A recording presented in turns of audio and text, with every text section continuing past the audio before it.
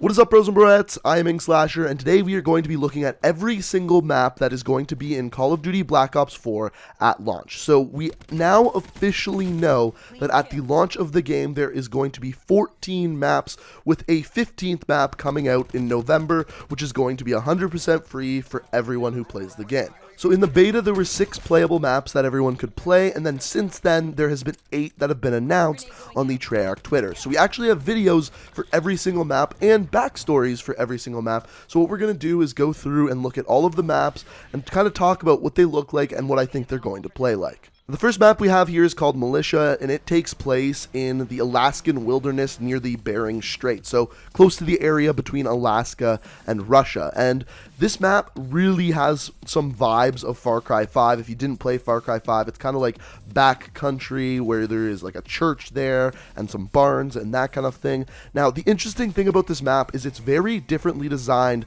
than a normal Call of Duty map. Generally speaking, normal Call of Duty maps are designed like a capital H with a line going down the middle. I would say about 70% of Call of Duty maps are designed that way. The capital H line down the middle, that's where the lanes are. This is not one of those maps, and in fact, it seems like going into Black Ops 4, and even if you look at some of the Black Ops 3 maps, it seems like Treyarch is actively trying to get away from that type of map design and switch it up with something like this. So definitely a map I can't wait to get my hands on, and as I mentioned earlier, this is definitely a map that's giving me some huge Far Cry 5 vibes. So the next one we have here is called Icebreaker, and the backstory of this one is this is a long-lost US nuclear submarine that the Russian military has come to actually salvage some lost uranium.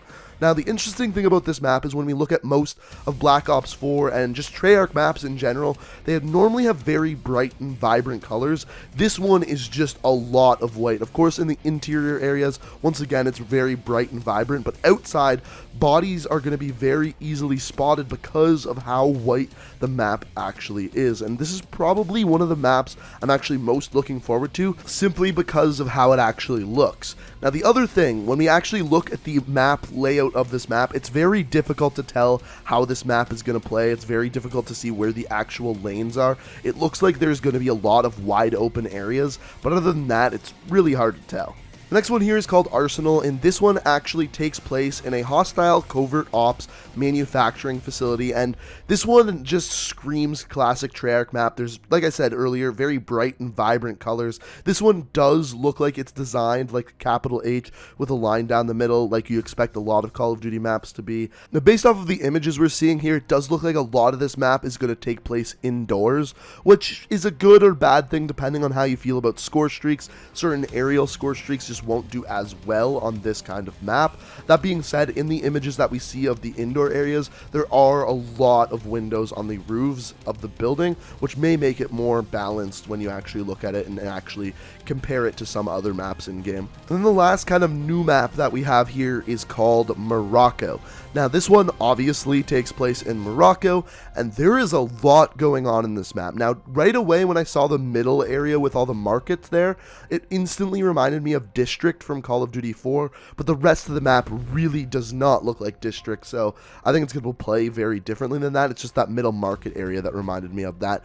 However, like I said, the rest of this map, you can very clearly see the 2 spawns on either side of the map, but other than that, there is a lot going on in the middle of this map. I think this is going to be one of the more hectic SMG shotgun heavy type of maps, and it's going to be an interesting one. This is, out of any of the maps we've seen here, one of the ones I'm most questioning just because of how clustered the middle of the map is. So it'll be interesting to see how that plays once the game actually comes out. Now, the next 4 maps here are maps that are being remade from previous Call of Duty games, so you're probably going to recognize most of these.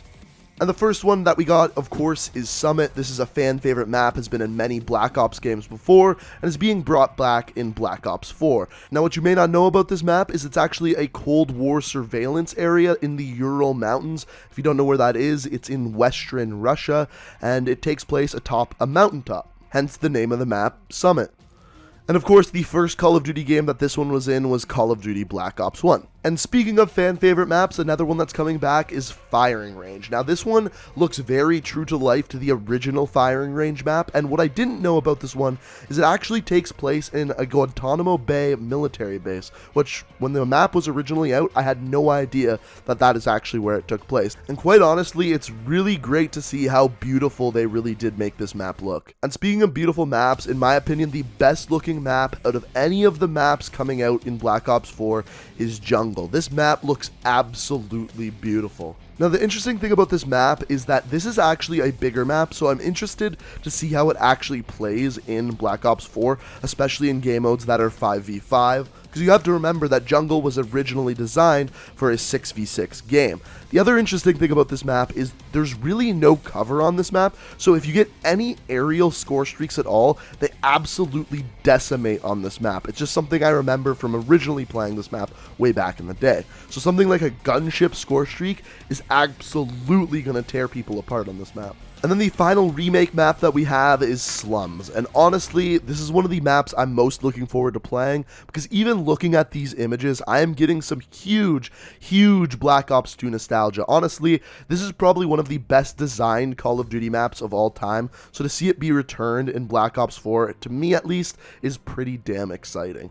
So the rest of the maps, so the 6 maps we have left here, are all of the maps that we have all played before in the Black Ops 4 beta. So these maps I'm just going to go over pretty quickly. And the first one we got here is Gridlock. The backstory behind this map is it takes place in a Japanese metropolis, and it's actually the location of a bank heist gone wrong. Now, personally, out of all of the maps in the beta, this was personally my least favorite. I don't know really why, I just never really did good on it. And I think another important thing to mention about this map is that this is one of those maps that absolutely follows the capital H with a line down the middle design of that many Call of Duty maps follow. The next map we have here is Frequency. This is actually my favorite map from the beta. It's just the map that I did the best on. Another map that's designed like a capital H with a line down the middle. And this one actually takes place atop mountains in Hunan, China. And isn't the most beautiful map, doesn't have the most vibrant colors, but I think it does play really well. And that's why I liked it so much. But there's definitely better looking maps in Black Ops 4 than Frequency. And speaking of beautiful maps, one of the best looking maps that we've played so far is Contraband. Contraband takes place off the coast of Colombia, and as I mentioned, this is an absolutely beautiful map that we got to play in the beta. I think it's definitely already a fan favorite, and this map definitely has an interesting play style because of the various areas that have water across the entire map.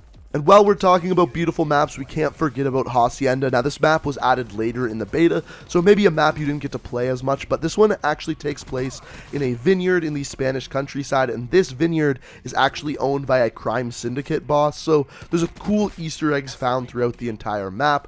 And as I mentioned, it's a very beautiful map, but the thing is this is another map that's really interesting design, doesn't follow the capital H with a line down the middle design whatsoever, and because of that, it has a very interesting play style associated with it. The next map we have here is called Payload. Now this one was one that you probably saw a lot of from the beta, and this one actually takes place in Iceland at an ICBM launch facility. And to be quite honest, this is probably one of the biggest maps that we're going to get in Black Ops 4. But of all the maps that we played in the beta, this is by far the biggest one. And then the final map that we have from the beta is called Seaside. This one takes place, of course, on the Spanish seaside. And the interesting thing about this map is that this map is not a capital H with a line down the middle. This map is simply a 3-lane map. So there's 3 lanes, and you can't really go between them that easily. So it's an interesting map design. It's a little bit different than what we're used to. But I think as far as the beta went, this map did play pretty well. So those are the 14 maps that are going to be in the game at launch. It's much more than Call of Duty World War II. If you remember, World War II only had 9 at launch. The thing to keep in mind, though, is that a lot of the maps that are in Black Ops 4, in fact, 4 of them, are remake maps. So really, you're getting 10 brand new maps plus 4 remade maps. But if I'm being honest with you, part of me is actually more excited to play the remake maps than I am to actually play the new maps, which is kind of funny, but it's just how much I love those maps from the previous games. Now, as I mentioned, in November, we are getting one other free map for everyone who plays the game, and that is, of course, a remake of Nuketown. Now, they haven't announced whether it's just going to be a reskin or a reimagination of the map altogether, but all we know as of right now is that we are going to get the new Nuketown map in November. So once November comes around, there will be a total of 15 maps. But guys, those are all of the maps that are going to be in the game at launch. If you enjoyed the video, I would very much appreciate it if you could hit that like button. If you're new to the channel and want to stay up to date on everything Black Ops 4, the best way to do so is make sure you hit that subscribe button and have notifications turned on. And also, down in the comments below, let me know which of the maps we talked about today you are most looking forward to. I'm actually pretty damn curious to hear what you guys have to say. Personally, as I mentioned, Icebreaker is the one I'm most interested in, but beside that, I'm really looking forward to playing those remake maps again, especially slums. But like I said, let me know what you think down in the comments. I hope you enjoyed the video, guys. Thank you so much for watching, and until next time, peace out. We are